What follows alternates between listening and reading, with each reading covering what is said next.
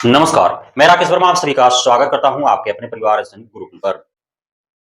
बिहार में जहाँ एक तरफ पूर्व में बहाल शिक्षकों के तबादले की प्रक्रिया चल रही है, तो वहीं दूसरे तरफ नई भर्तियों के माध्यम से शिक्षकों की बहाली की प्रक्रिया भी चल रही है। अब शिक्षा विभाग के ऊपर एक साथ कई सारी जिम्मेदारियां आन पड़ी है। यथाशीघ्र तबादले की प्रक्रिया को भी संपन्न करने हैं। चूंकि जब तक तबादले की प्रक्रिया पूर्णतः संपन्न नहीं हो पाते हैं, तब तक शिक्षा विभाग को यह ज्ञात ही नहीं हो पाएगा कि आखिर बिहार के किस जिला के, किस प्रखंड के, किस पंचायत के, किस विद्यालय में, किस ग्रेड के किस विषय में कितनी रिक्तियां हैं, कहाँ पे कितने शिक्षकों को पदस्थापित करने हैं। इसलिए नई जो भर्तियां हैं, नई भर्तियों के माध्यम से अ, जिन अभ्यर्थियों का चयन हुआ है, उनका काउंसलिंग हो गया, उनको नियुक्ति पत्र भी दे दिया गया। अब उनका विद्यालय आवंटन कर योगदान कराने की ज़िम्मेदारी शिक्षा विभाग के ऊपर है। तो नई भर्तियों को संपन्न करने से पूर्व प्राथमिकता तबादले की प्रक्रिया को पूर्णतः संपन्न करना है। यदि ऐसा नहीं होता है, तो रिक्तियाँ पता ही नहीं चल पाएगा, वो सारे चीज़ एक-दूसरे से उलझ करके रह जाएँगे।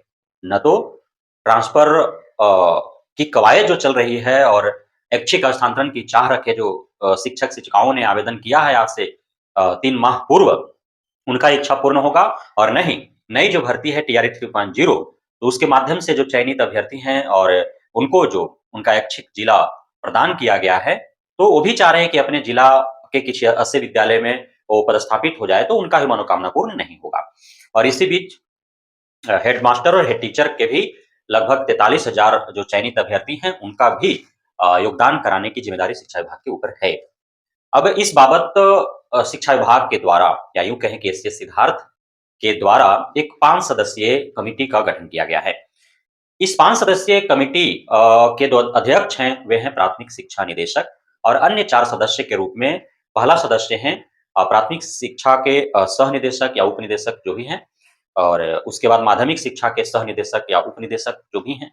अ, अपर राज्य परियोजना परिषद महानिदेशक हैं और एक है आपका संयुक्त सचिव शिक्षा विभाग। ये 5 पदाधिकारियों को मिलाकर के एक 5 सदस्यीय कमिटी का गठन किया गया है। इन्हें ज़िम्मेदारी सौंपी गई है कि किस प्रकार जो हेड टीचर हैं, हेडमास्टर हैं और जो टीआरई 3.0 के चयनित अभ्यर्थी हैं, तो उनको विद्यालय आवंटन करके और कैसे पदस्थापित उन्हें करना है, कैसे योगदान कराना है। उन्हें लक्ष्य प्रदान किया गया है एससीएस सिद्धार्थ के द्वारा कि अप्रैल माह में हर हाल में हेड टीचर, हेडमास्टर और टीआरई 3.0 के चयनित अभ्यर्थियों का जिनका सफलतापूर्वक काउंसलिंग हो गया है, नियुक्ति पत्र जिनको मिल चुका है, उनका योगदान करा लेना है। लेकिन इसमें सबसे बड़ी बाधा उत्पन्न हो रही है कि अब तक तबादले की प्रक्रिया पूर्णतः संपन्न नहीं हो पाया है। तो अब जो खबरें निकल के आ रही हैं उससे स्पष्ट हो चुका है कि एससीएस सिद्धार्थ के द्वारा जो भी प्रक्रियाएं अपनाई जा रही हैं, चाहे वह तबादले की प्रक्रिया हो, टीआरई 3.0 की प्रक्रिया हो, हेड टीचर की प्रक्रिया हो या फिर हेडमास्टर की प्रक्रिया हो, इसमें प्राथमिकता जो है वो तबादले की प्रक्रिया को दी जा रही है। चूंकि तबादले की प्रक्रिया प्रक्रियाधीन है, उसमें तबादला दी जा रही है और आधा अधूरा को ही अभी उनका डिस्ट्रिक्ट अलॉटमेंट हुआ है, उसके बाद उनको विद्यालय अलॉटमेंट किया गया जाना है। तो जब तक उनका पूरी प्रक्रिया संपन्न नहीं हो जाती है, तब तक इन टीआरई 3.0 के चयनित अभ्यर्थियों को खास तौर पे उन्हें विद्यालय आवंटन नहीं किया जा सकेगा। तो अभी लंबा इंतजार करना पड़ेगा, हालांकि शिक्षा विभाग अप्रैल तक का टाइमलाइन दे रही है, लेकिन हमें उम्मीद ऐसा नहीं है चूंकि मार्च समाप्ति के कगार पर हैं और अभी सिर्फ 10,225 शिक्षकों को ही उनका ऐच्छिक जिला प्रदान किया गया है जो तबादले हेतु आवेदन कर रखे हैं। अभी 1,90,000 जो हैं संपूर्ण जो संख्या है, तो उसमें महज 10,225 यानी कि अभी 1,79,000 जो तबादले हेतु आवेदन कर रखे हैं आवेदनकर्ता, उनके आवेदन पर विचार करना है। तो लाज़मी-सी बात है कि जब 10,225 या और पहले 35 लोगों का हुआ था, तो 260 के आसपास अब तक हो पाए हैं और जनवरी, फरवरी, मार्च 3 माह गुज़र चुके हैं, तो अभी 1,79,000 लोगों का करना है। तो लाज़मी-सी बात है कि समय थोड़ा लगेंगे हालाँकि चूँकि अब तक सबसे ज़्यादा जटिल कार्य था जिनको प्रक्रिया को अपनाने में सबसे अधिक शिक्षा विभाग को परिश्रम करना पड़ा, जटिलता से गुज़रना पड़ा, तो उनका